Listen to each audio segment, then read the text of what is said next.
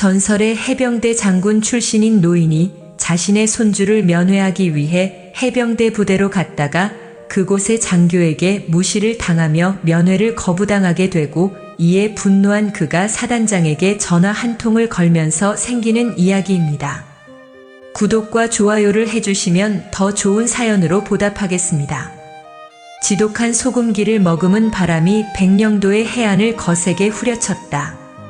대한민국 최북단, 긴장감이 파도처럼 밀려오는 이 섬의 공기는 육지와는 그 결부터가 달랐다. 흑룡부대. 섬의 서쪽 끝, 북녘 땅이 아련하게 보이는 곳에 자리한 이 해병부대의 정문은 마치 포효하는 흑룡의 아가리처럼 위압적이었다. 그 굳게 닫힌 위병소 앞에서 이제 막 해병의 상징인 빨간 명찰을 단 박진우 이병은 세찬 바닷바람에 몸을 움츠리며 하염없이 길 끝을 바라보고 있었다. 그의 얼굴에는 긴장감과 설렘, 그리고 약간의 초조함이 뒤섞여 있었다. 평생을 하늘처럼 우러러본 할아버지가 험한 뱃길을 건너 자신을 만나러 오고 있었다. 진우에게 할아버지 박귀철은 단순한 가족이 아니었다. 그는 살아있는 전설이자 모든 해병의 자부심 그 자체였다. 진우가 해병대에 지원한 것도 순전히 할아버지의 영향이었다. 어릴 적 앨범 속에서 낡은 군복을 입고 서 있던 할아버지의 압도적인 모습, 귀신 잡는 해병의 신화를 온몸으로 증명해낸 그의 이야기는 진우의 피를 끓게 만들었다. 그런 할아버지가 이제 늙고 쇠잔해진 몸을 이끌고 이 먼 곳까지 찾아온 것이다.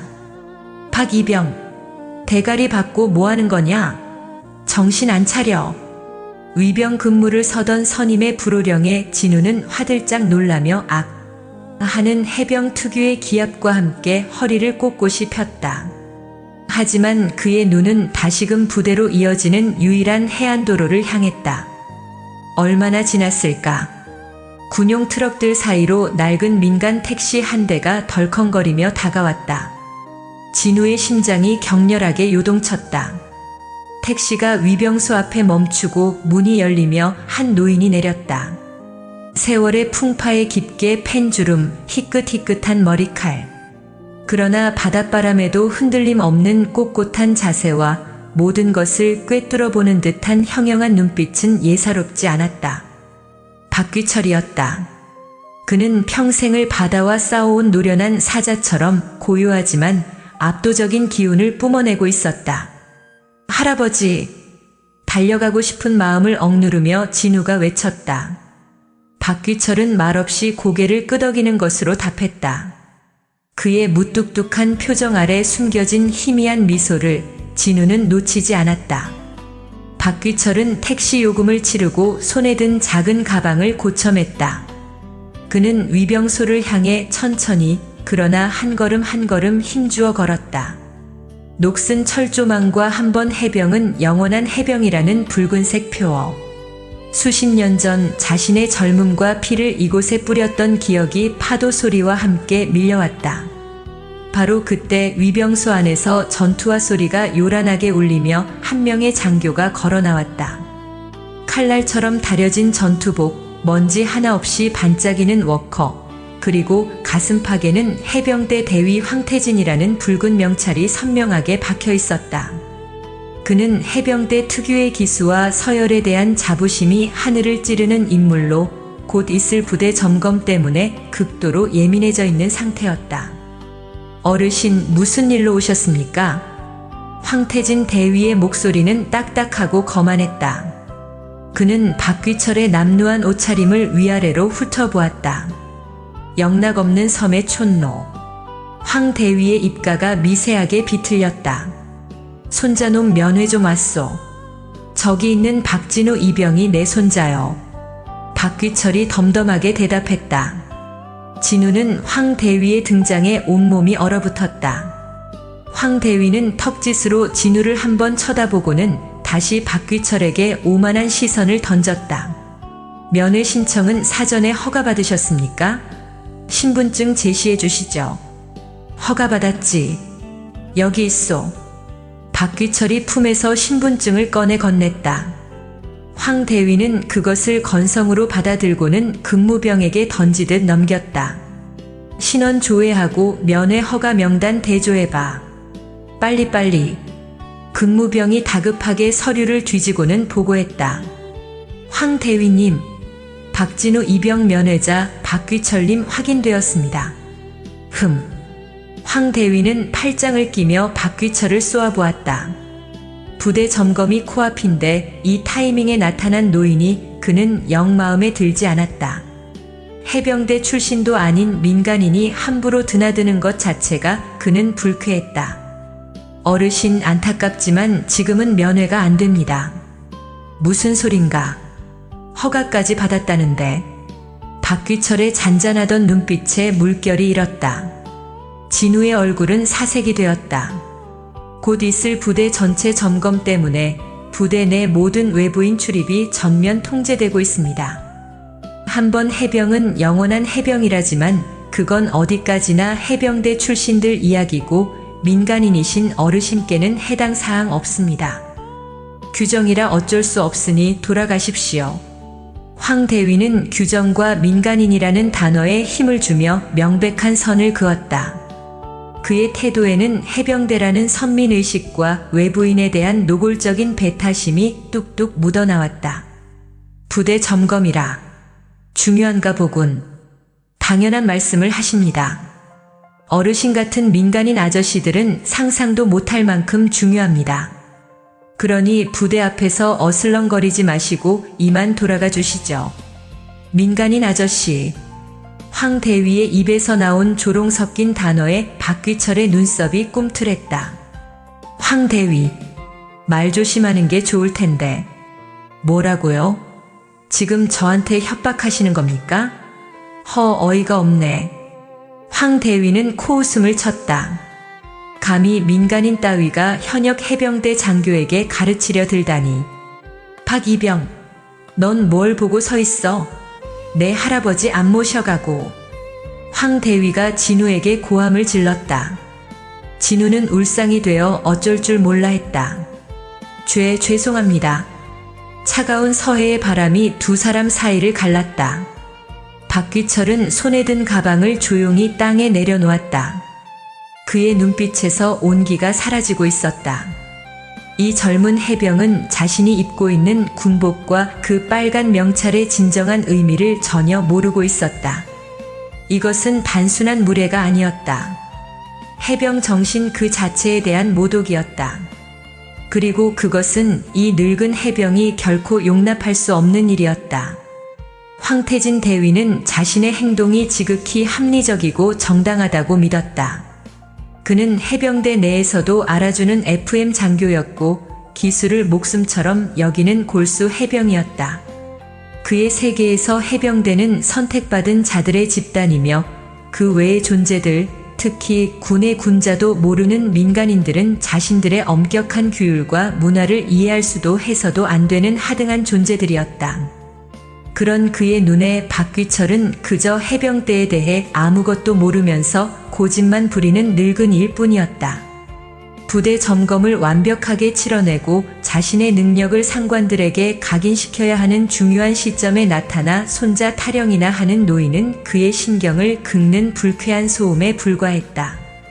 어르신 자꾸 이러시면 군무집행 방해로 간주하고 강제로 퇴거 조치하겠습니다. 좋게 말씀드릴 때 돌아가시죠. 황 대위의 목소리는 이제 협박의 기운을 노골적으로 띠고 있었다. 그는 자신이 이 상황의 완전한 통제자라고 믿어 의심치 않았다. 박귀철은 그런 황 대위를 묵묵히 응시했다. 젊은 장교의 눈에 서린 삐뚤어진 자부심과 공허한 오만함이 훤히 보였다. 저것은 해병의 긍지가 아니었다. 그저 아집과 편견으로 똘똘 뭉친 독선일 뿐이었다. 규정이라. 그래, 해병에게 규율은 생명이지. 박귀철이 나직하게 입을 열었다. 하지만 황 대위, 그 규율이 왜 필요한지, 그 빨간 명찰이 무슨 의미인지 알고는 있는 건가? 네, 무슨 뚱딴지 같은 소리십니까? 황 대위는 실소를 터뜨렸다. 이 노인네가 정말 끝까지 가르치려 드는구나. 그는 참을 수 없는 불쾌감에 휩싸였다. 빨간 명찰은 실무에 배치된 진짜 해병이라는 자부심의 상징이자 그 어떤 고난도 이겨냈다는 징표입니다. 어르신처럼 편하게 세월 보내신 분들은 절대 이해 못할 뜨거움이란 말입니다. 그는 자신의 가슴에 달린 붉은 명찰을 자랑스럽게 손가락으로 툭툭 쳤다. 마치 성물이라도 되는 것처럼. 그 행위는 당신과 나는 근본부터 다르다는 명백한 과시였다. 박진우 이병은 차라리 이 자리에 쓰러져 버리고 싶었다. 할아버지에게 저토록 무례하게 구는 황대위도 원망스러웠지만 평소와 달리 조금도 물러서지 않는 할아버지의 모습도 이해할 수 없었다. 제발 제발 그만. 그의 속은 새까맣게 타들어가고 있었다. 뜨거움이라. 박귀철은 그 말을 나직이 은조렸다. 그리고는 한 걸음 황대위에게로 다가섰다. 그 육중한 존재감에 황대위는 저도 모르게 뒷걸음질 칠 뻔했다. 그 뜨거움이 자기보다 약한 민간인을 겁박하고 연장자를 모욕하라고 가르치던가. 자네가 말하는 해병 정신이라는 게 고작 그런 얄팍한 것이었나? 박귀철의 목소리에는 이제 실망감을 넘어선 차가운 분노가 서리기 시작했다. 그것은 수십 년간 해병대의 신화를 온몸으로 써내려온 노장에 변질되어 가는 후배들을 향한 서슬퍼런 질책이었다. 하지만 황태진 대위의 귀에는 그 모든 것이 잔소리와 시비로만 들렸다. 그의 인내심이 마침내 바닥을 드러냈다. 이 노인네가 정말 보자 하니까 어디서 해병대 흉내는 다 내면서 가르치려 들어. 당신이 해병대에 대해 뭘 안다고 짓거리는 겁니까? 그는 격앙된 목소리로 소리쳤다. 그리고 마침내 그의 입에서 해병의 자존심을 건드리는 최악의 말이 튀어나왔다. 어르신 해병대 나오셨소? 몇 기요? 기수도 없는 양반이 어디서 해병 정신을 논해. 그는 박귀철이 당연히 해병대 출신이 아닐 거라 확신하며 조롱하듯 물었다. 민간인에게 기수를 묻는 행위, 그것은 할 테면 해보라는 식의 비아냥거림이었다. 그 순간 박귀철의 모든 움직임이 멈췄다. 그의 얼굴에서 인자한 할아버지의 흔적은 완벽하게 사라졌다. 대신 수많은 전장을 누비며 부하들을 호령하던 불멸의 귀신, 전설적인 지휘관의 얼굴이 드러났다. 그의 눈빛은 수만 볼트의 전류처럼 번뜩였고 그 주변의 공기가 얼어붙는 듯 했다. 그는 황대위의 오만한 질문에 대답하지 않았다. 대신 지옥의 밑바닥에서부터 울려오는 듯한 차갑고 무거운 목소리로 입을 열었다. 황대위. 그 부름에 황대위는 자신도 모르게 침을 꿀꺽 삼켰다. 방금 뭐라고 했나? 제가 뭘 말입니까? 황대위는 애써 태어난 척했지만 등줄기로 식은땀이 흐르는 것을 느꼈다. 저 노인의 기백은 대체 무엇인가? 박귀철은 대답할 가치도 없다는 듯 품에서 낡은 휴대폰 하나를 꺼내 들었다. 그리고는 황대위의 오만한 세상 전체를 뒤흔들어 버릴 단 한마디의 질문을 던졌다. 그것은 조롱이 아니었다. 명백한 그리고 거스를 수 없는 명령의 확인이었다. 너 몇 기야? 너 몇 기야? 그 질문은 천둥처럼 위병소의 공기를 갈랐다. 하지만 그 목소리는 크지 않았다. 오히려 너무나도 조용하고 낮아서 바로 앞에 서 있는 황태진 대위의 귓속에 송곳처럼 파고들었다. 황대위는 순간 자신의 귀를 의심했다. 이 늙은이가 지금 뭐라고 한 거지? 감히 민간인 주제에 현역 해병대 장교인 자신에게 기수를 물었다. 이것은 단순한 질문이 아니었다. 해병대의 질서와 자존심에 대한 정면 도전이자 참을 수 없는 모욕이었다. 분노가 머리끝까지 치밀어 올랐다. 이 양반이 정말 제가 몇 기인지는 알아서 뭐하시게요? 그는 어이가 없다는 듯 헛웃음을 터뜨리며 소리쳤다. 여기가 어딘 줄 알고 함부로 기수를 논하십니까? 민간인이시면 곱게 돌아가시라 몇 번을 말씀드립니까? 그의 확신에 찬 조롱에도 박귀철의 표정에는 미동조차 없었다. 그는 마치 벌레를 보는 듯한 차가운 눈으로 황대위를 응시할 뿐이었다. 그리고는 태연하게 낡은 휴대폰의 버튼을 눌렀다. 황대위, 지금부터 내가 아주 흥미로운 걸 보여주지. 자네가 그토록 자랑스러워하는 해병대 기수라는 게 과연 얼마나 대단한 것인지 말이야. 그는 더 이상 황대위에게 무언가를 묻거나 설명하지 않았다. 그는 곧바로 누군가에게 전화를 걸었다. 황대위는 저 노인이 이제 마지막 발악으로 어디 동네 파출소에라도 전화하나 싶어 팔짱을 낀 채 비웃으며 지켜보았다. 나 박귀철이다. 수화기를 든 박귀철의 첫마디는 짧고 간결했다. 황대위는 박귀철? 어디서 들어본 듯한 이름인데 하고 잠시 생각했지만 대수롭지 않게 넘겼다. 그러나 수화기 너머에서 들려온 반응은 황대위의 시간을 영원히 정지시켜버렸다. 전화기 너머에서는 처음에는 잠시 동안의 침묵이 흘렀다. 그러다 이내 마치 폭탄이라도 맞은 듯 경악과 공포 그리고 믿을 수 없다는 충격이 뒤섞인 다급한 목소리가 터져나왔다. 사령관님. 사령관님?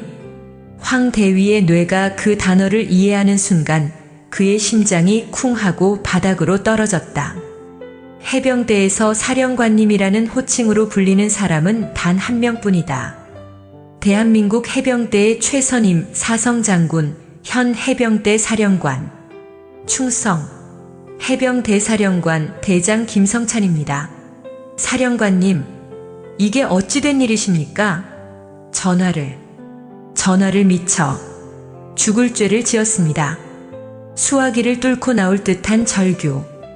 해병대 전체를 호령하는 현 사령관이 지금 누군가에게 죽을 죄를 운운하며 거의 울다시피 애원하고 있었다. 황태진 대위의 온몸에서 피가 빠져나가는 느낌이 들었다. 그의 시선은 공포에 질려 눈앞의 노인에게 천천히 고정되었다. 박귀철. 그 이름이 잊혔던 역사의 한 페이지가 섬광처럼 그의 뇌리를 강타했다. 불멸의 귀신 박귀철. 수십 년 전 해병대의 모든 전설을 새로 썼던 전설적인 해병대 사령관. 적군에게는 재앙이었고 부하들에게는 신이었던 존재. 지금은 예편하여 역사책에나 나오는 이름. 기수. 그의 기수는 지금 현역으로 있는 그 누구도 감히 입에 담을 수조차 없는 까마득한 하늘과 같은 숫자였다. 그래, 김장군. 오랜만이군. 박귀철의 목소리는 여전히 강철처럼 차가웠다. 다름이 아니라 내가 지금 백령도 흑룡부대 위병소에 와 있네. 손주 녀석 면회를 좀 하려는데 황태진이라는 아주 당찬 대위가 나를 막아서는군. 내가 민간인이라 규정상 안 된다더군. 그의 말은 지극히 사실만을 전달하고 있었지만 전화 너머의 김성찬 사령관에게는 그리고 바로 옆에서 듣고 있는 황태진 대위에게는 세상에서 가장 끔찍한 사형 선고였다. 게다가 아주 재미있는 질문도 하더군. 내가 해병대를 아느냐며 기수가 몇 기냐고 묻더군. 허허. 그래서 말일세, 김장군. 자네 부하가 내 기수를 궁금해하는데 내가 대답을 해줘야 하지 않겠나. 그 비웃음 섞인 말에 황대위는 아하는 소리도 내지 못한 채 그 자리에 풀썩 주저앉고 말았다. 눈앞이 캄캄해졌다. 끝났다. 자신의 군 생활은 물론 인생 자체가 여기서 끝장났다. 사령관님, 죄송합니다. 제가 부하 교육을. 그놈이 제정신이. 황태진 이놈이. 김성찬 사령관의 격노한 목소리가 위병소 전체에 울려 퍼졌다. 김장군, 화낼 것 없네. 내가 직접 가르쳐야지. 해병의 예의라는 걸. 자네는 헬기나 한 대 빨리 보내게. 이 늙은이가 백령도까지 왔는데 사령관 얼굴은 한번 보고 가야지.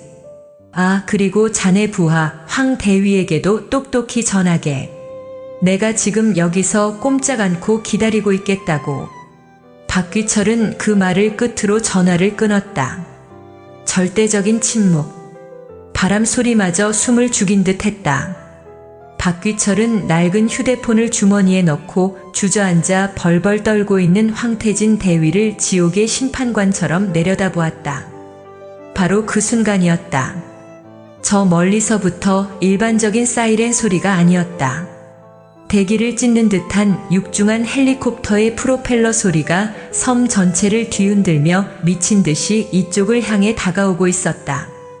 폭풍이 서해의 모든 분노를 담아 흑룡 부대를 향해 강타하고 있었다. 박귀철의 전화가 끊긴 순간 섬의 공기가 변했다. 처음에는 희미했던 소리가 이내 섬 전체를 뒤흔드는 육중한 굉음으로 바뀌었다. 그것은 대기를 찢는 헬리콥터의 프로펠러 소리였다. 한 대가 아니었다. 저 멀리 수평선에서 검은 점처럼 나타난 헬기 편대가 무서운 속도로 흑룡 부대를 향해 날아오고 있었다. 선두에 선 2대의 코브라 공격 헬기가 먼저 부대 상공에 도달하더니 위협적으로 선회하며 위병소 주변의 경계를 시작했다. 그 모습은 마치 용의 눈이 지상의 모든 움직임을 감시하는 듯 했다. 뒤이어 거대한 수송 헬기 마리논 MUH-1이 부대 내 연병장을 향해 고도를 급격히 낮추기 시작했다. 부대는 그야말로 발칵 뒤집혔다. 실제 상황. 전 부대원은 즉시 하던 작업을 멈추고 현 위치에서 대기하라. 반복한다. 실제 상황. 요란한 비상경보와 함께 부대장의 지프가 미친 듯이 달려와 위병소 앞에 멈춰섰다.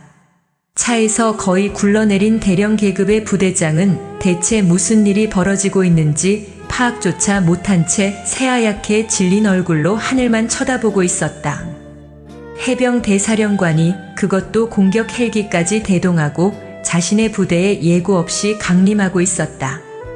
이것은 전쟁 발발 직전의 상황과도 맞먹는 일이었다. 이 모든 혼돈의 중심에서 황태진 대위는 여전히 잿빛으로 굳은 채 바닥에 주저앉아 있었다. 그의 귀에는 오직 쿵우쿵우쿵우 하고 울리는 헬기의 로터 소리만이 들렸다. 그 소리는 마치 자신의 관뚜껑에 못을 박는 소리처럼 섬뜩했다. 박귀철, 너 몇 기야? 자신이 뱉었던 오만하고 어리석은 말들이 독화살이 되어 그의 뇌리에 박혀 그를 조롱하고 있었다. 쿵우. 마침내 마리논 수송 헬기가 육중한 동체를 연병장에 내려앉혔다. 쾅 하는 소리와 함께 후방 램프가 열리고 그 안에서 완전 무장한 헌병 특임대 SDT 대원들이 질풍처럼 쏟아져 나왔다. 그들은 한치의 망설임도 없이 순식간에 위병소 주변의 경계선을 구축하고 모든 인원들의 움직임을 통제했다.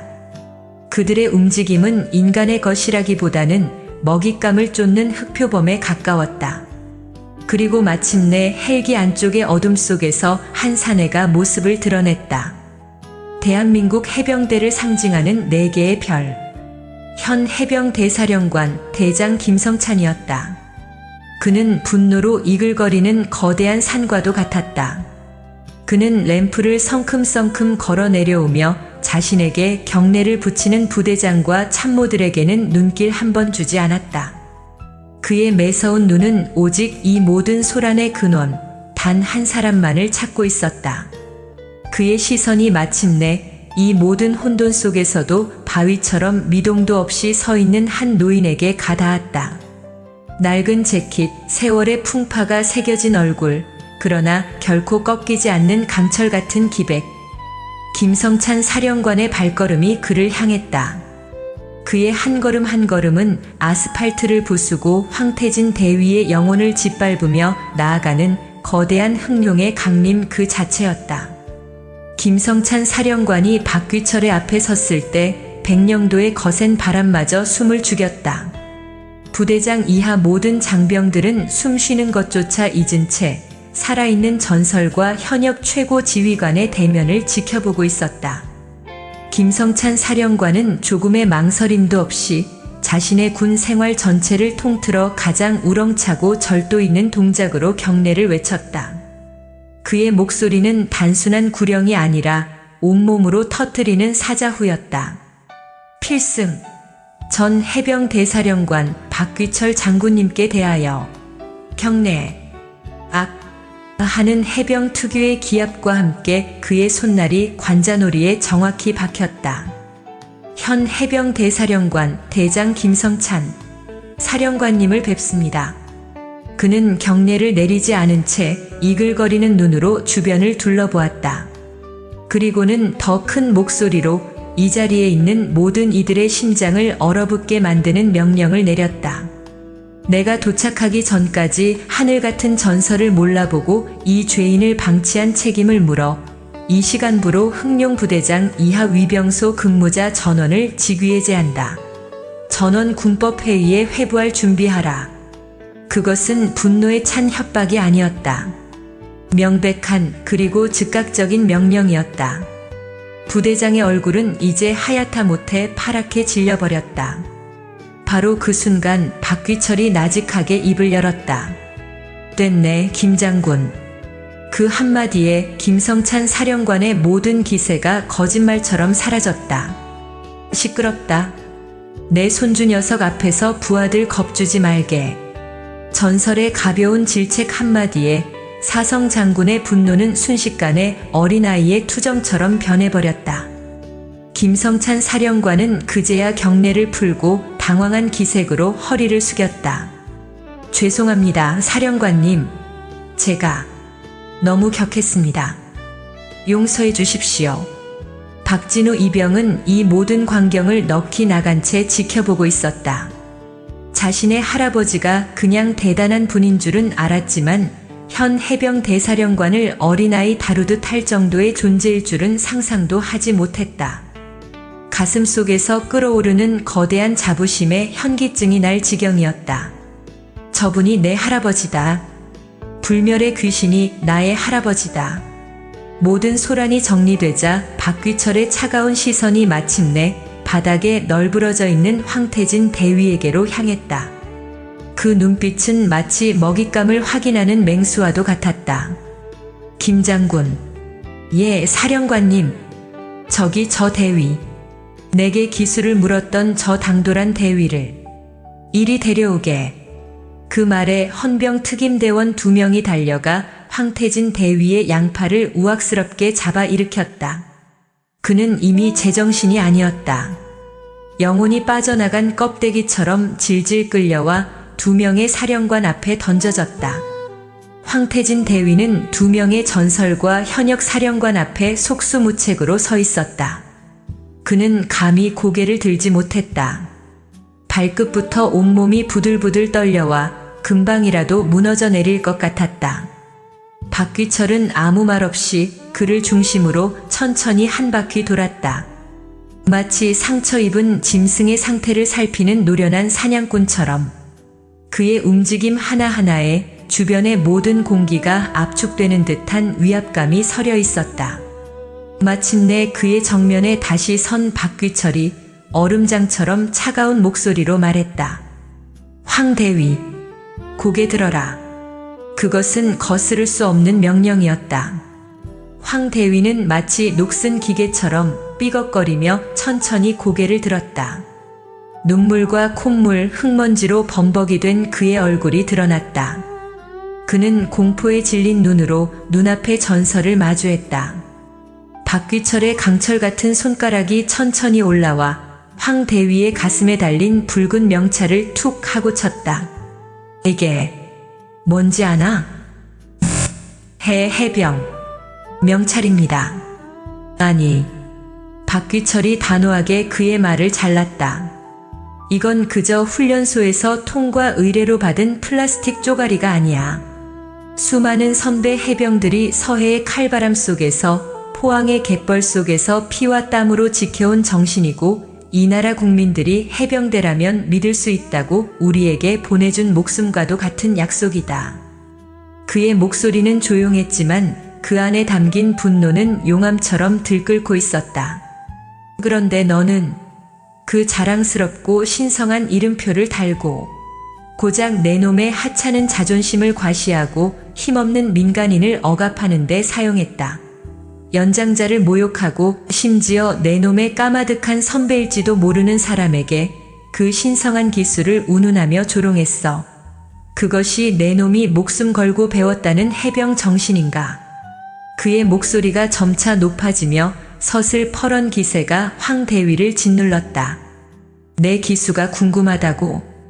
박귀철이 그의 멱살을 잡아채듯 얼굴을 가까이 들이밀었다. 똑똑히 들어라 황대위. 내 기수는 연평도의 포화 속에서 월남의 정글 속에서 산화한 내 놈이 감히 그 더러운 입으로 함부로 올려서는 안 되는 영웅들의 이름과 함께 이 땅과 바다에 영원히 새겨져 있다. 내가 오늘 모욕한 것은 나 박귀철 한 사람이 아니야. 내가 입고 있는 그 군복, 내 가슴에 달린 그 빨간 명찰, 그리고 한 번 해병은 영원한 해병이라는 그 위대한 구호 자체를 내 놈이, 바로 내 놈이 더럽힌 것이다. 그 절규와 함께 황태진 대위의 마지막 이성이 완전히 무너져 내렸다. 제가 해병이 아니었습니다. 그는 그 자리에 무릎을 꿇고 짐승처럼 울부짖으며 자신의 머리를 아스팔트 바닥에 찍기 시작했다. 잘못했습니다. 사령관님, 저를 죽여주십시오. 저는 빨간 명찰을 달 자격이 없습니다. 죽여주십시오. 박귀철은 피를 흘리며 오열하는 그에게서 시선을 거두었다. 그리고는 차갑게 식은 눈으로 김성찬 사령관을 돌아보았다. 김 장군. 예, 사령관님. 저놈의 군복을 지금 당장 벗기는 건 너무 쉬운 벌이다. 박귀철의 입가에 섬뜩한 미소가 걸렸다. 저놈에게는 저놈이 그토록 자랑스러워하던 저 빨간 명찰의 무게가 얼마나 무겁고 고통스러운 것인지 그 자신의 뼈가 부서지고 영혼이 갈려나갈 때까지 아주 철저하게 느끼게 해줘야지. 헬리콥터가 떠난 뒤 흑룡 부대에는 폭풍이 휩쓸고 간 듯한 정적과 함께 강철 같은 긴장감이 감돌았다. 김성찬 사령관은 부대장실을 임시 지휘소로 삼았고 그곳의 공기는 얼음장처럼 차가웠다.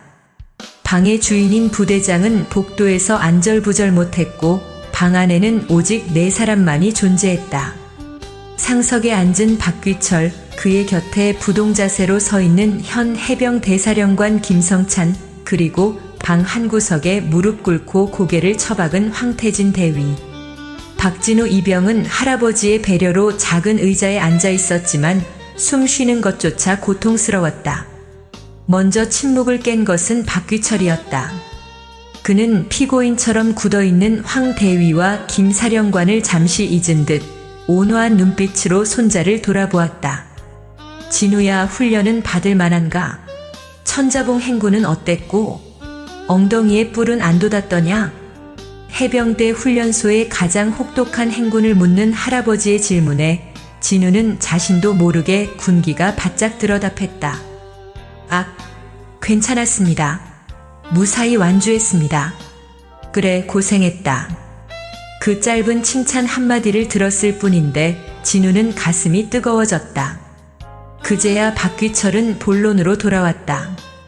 그의 시선이 김성찬 사령관을 거쳐 바닥에 엎드린 황태진 대위에게로 향했다. 김 장군, 저놈을 어찌할 텐가? 명령만 내리십시오, 사령관님. 지금 당장 군복을 찢어 불명예 전역을 시키든 군법회의에 넘겨 실형을 살게 하든 분부대로 처리하겠습니다. 아니, 박귀철이 단호하게 말했다. 그런 건 너무 쉬운 벌이다. 저놈은 해병의 자부심을 가졌던 놈이야. 그렇다면 그 자부심의 근간을 완전히 무너뜨리고 맨바닥에서부터 다시 쌓아 올리게 해야지. 시련 속에서 단련되는 것이 해병이다. 나는 저놈에게 진짜 시련을 줄 생각이야. 그는 김성찬 사령관에게 그 누구도 상상하지 못했던 지극히 해병대다운 그리고 잔혹할 만큼 본질적인 명령을 내렸다. 지금부터 한 달간 황 대위의 대위 계급장을 떼고 이등병 계급장을 달게 하게. 예, 알겠습니다. 그리고 그 한 달 동안 저놈의 임무는 단 하나다. 매일 완전 무장을 한 상태로 이 섬의 가장 외진 해안 초소까지 걸어서 보급품을 전달하는 거다. 혼자서. 트럭이나 다른 병사의 도움은 일절 금지한다. 김성찬 사령관의 눈이 커졌다. 백령도 해안선의 길이는 상상 이상으로 길고 험했다. 단 보급품은 뜨거운 밥이나 국이 아니다. 전투 식량과 물, 생존에 필요한 최소한의 것들만 지급한다. 박귀철의 목소리는 한층 더 차가워졌다. 초소에 도착하면 근무 중인 이등병 앞에서 직접 전투 식량 캔을 따서 바쳐야 한다. 자신의 손으로.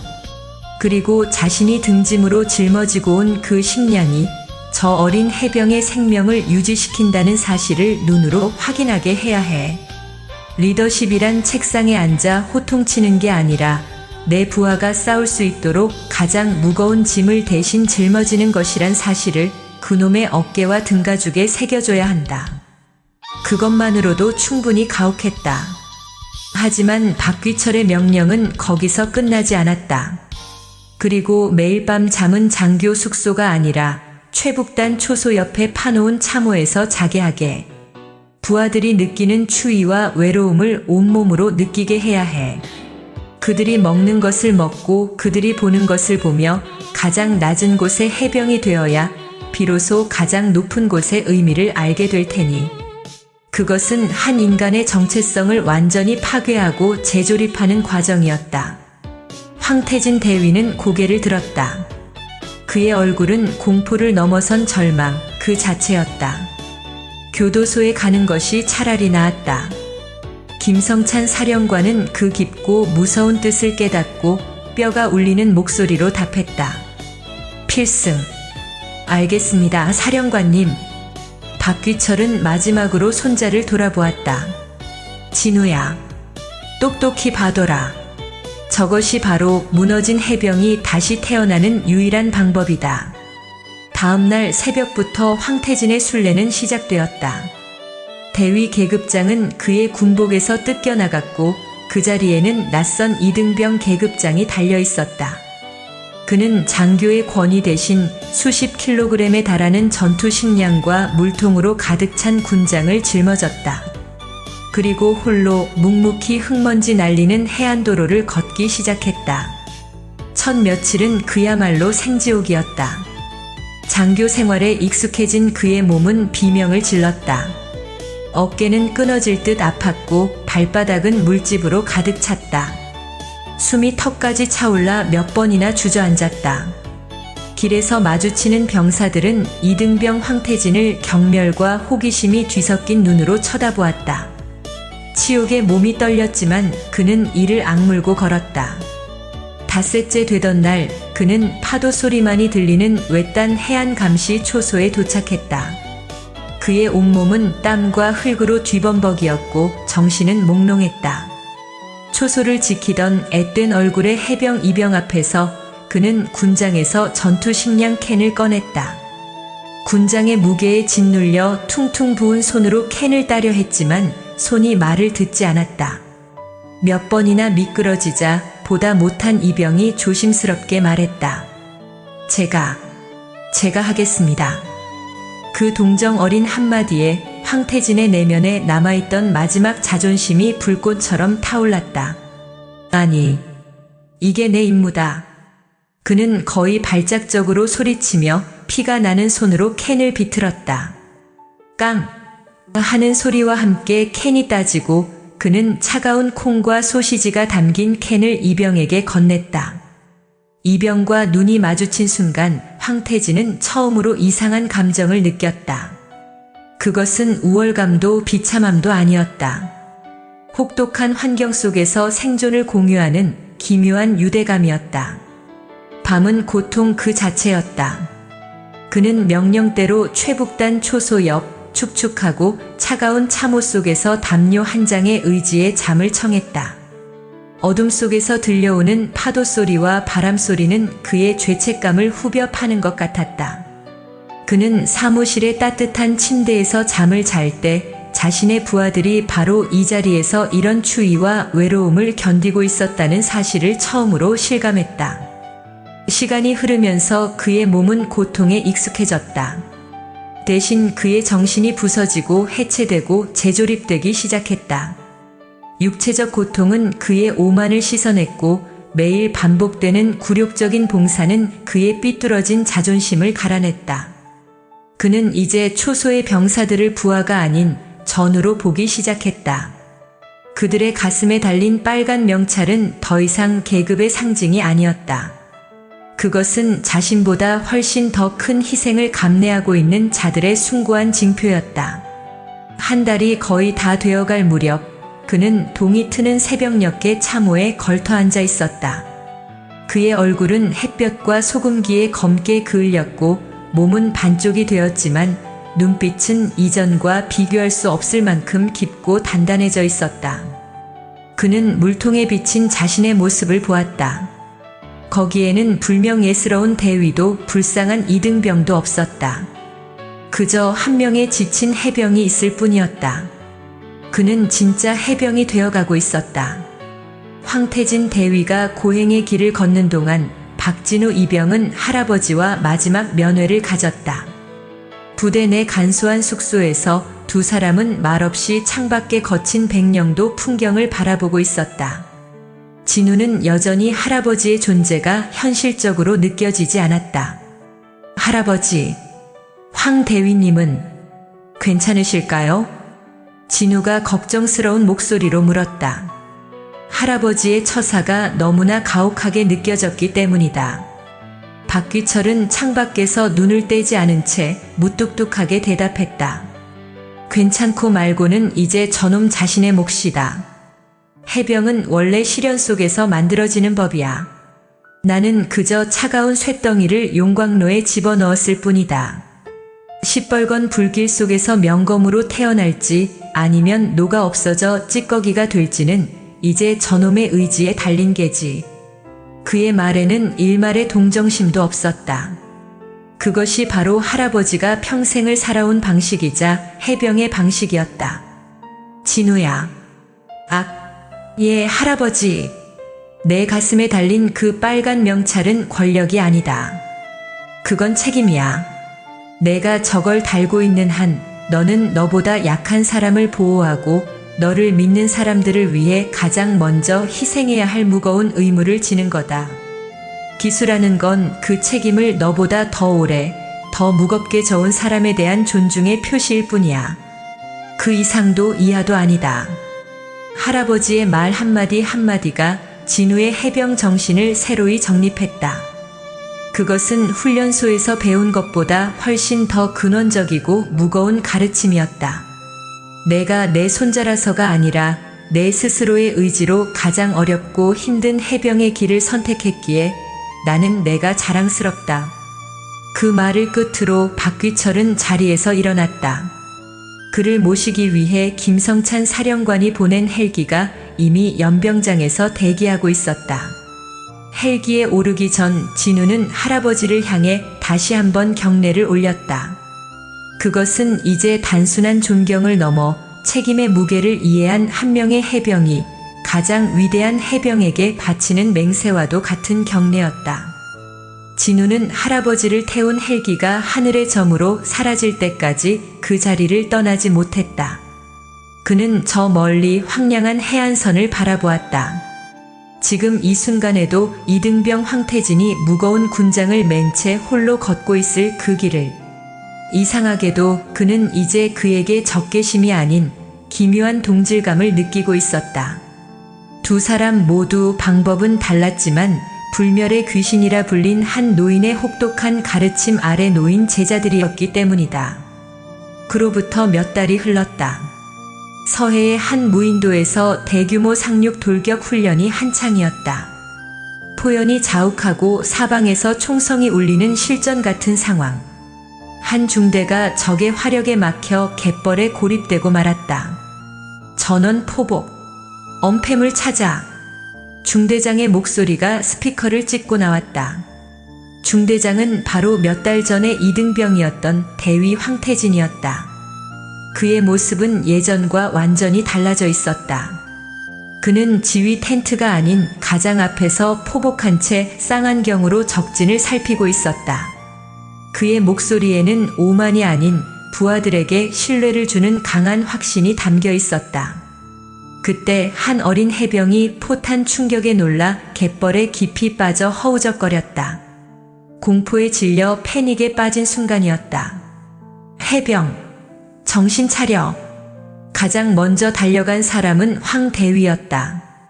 그는 빗발치는 가상 총탄을 뚫고 주저없이 갯벌로 뛰어들었다. 그는 고함치지 않았다. 대신 병사와 함께 진흙탕에 몸을 담그고 그의 눈을 똑바로 쳐다봤다. 숨 쉬어. 내 눈 보고. 내 이름이 뭐지? 그는 겁에 질린 해병을 다독이며 직접 그의 몸을 끌어내고 부축하여 안전한 곳까지 옮겼다. 그 모습을 본 중대원들의 눈에 불굴의 투지가 이글거리기 시작했다. 저것이 우리의 중대장이다. 우리를 버리지 않는 지휘관이다. 근처 고지에서 이 모든 광경을 지켜보고 있던 분대장이 있었다. 어느덧 병장이 된 박진우였다. 그는 진흙과 땀으로 범벅이 된 채 부하를 구하는 황대위의 모습에서 진정한 지휘관의 모습을, 진정한 해병의 모습을 보았다. 훈련이 끝난 후 두 사람은 잠시 마주쳤다. 둘 다 머리부터 발끝까지 갯벌 진흙을 뒤집어 쓴 채였다.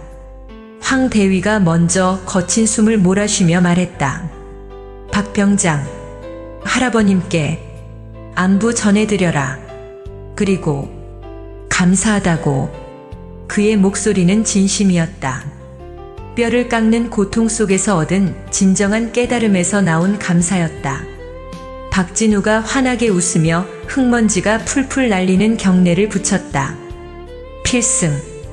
중대장님께서 직접 하시는 게 좋을 것 같습니다. 황태진은 그 말에 저 멀리 석양이 지는 바다를 바라보았다. 길고 고통스러웠던 순례의 여정이 그의 눈에 스쳐 지나갔다. 그의 입가에 아주 오랜만에 진심에서 우러나온 미소가 걸렸다. 그의 가슴에 달린 붉은 명찰은 진흙에 더럽혀져 있었지만 그 어떤 보석보다도 밝고 강렬하게 빛나고 있었다. 불멸의 귀신이 남긴 가르침은 마침내 그 결실을 보았다. 한 명의 오만했던 장교가 죽고 그 잿더미 속에서 진정한 해병이 다시 태어난 순간이었다. 오늘도 인생지의 말씀을 잘 들어주셔서 감사합니다.